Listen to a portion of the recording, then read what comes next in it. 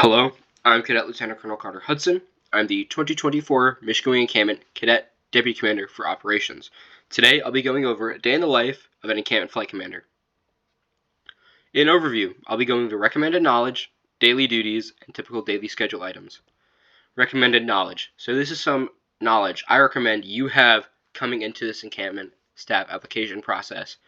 One of those is how to teach and command all drill. As a flight staff member, you are going to be commanding drill at some point.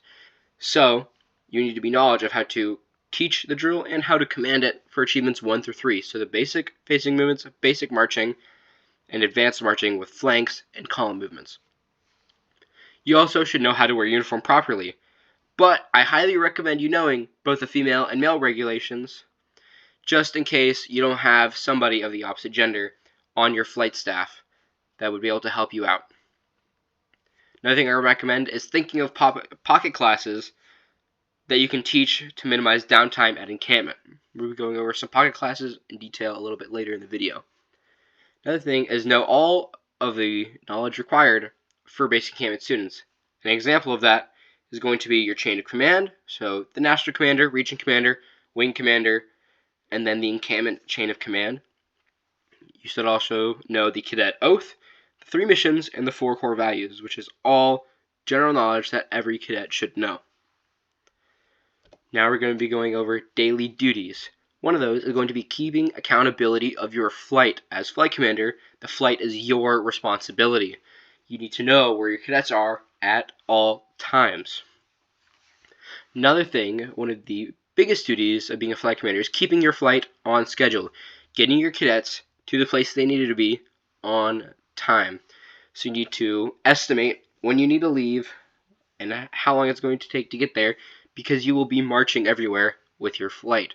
You may not be calling the commands, but you'll be with your flight as they are marching to these different locations. Another thing you need to know how to do is instruct on basic topics. So you'd be going over drill, uniform wear, barracks keep, so that is making your bunk, setting up your lockers, and stuff like that. General knowledge, which we went over in the last slide, which is chain of command, cadet oath, 3 missions, and your 4 core values. And other, you need to be also instructing on other topics in that general realm. You also need to get pocket classes. Pocket classes are a big thing as a flight commander because there's going to be some time you're going to have nothing to do, or you've completed the task and you have 5-10 minutes to spare.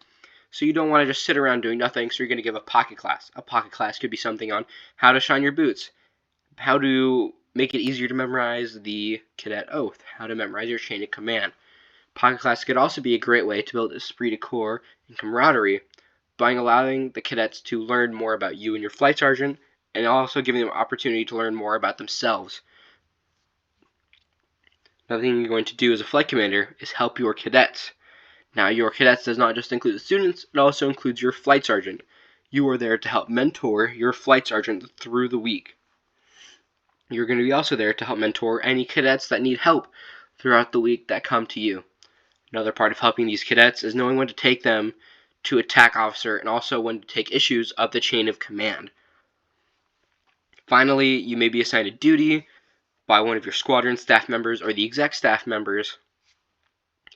They may need help running something or doing something during a class when you're not doing anything.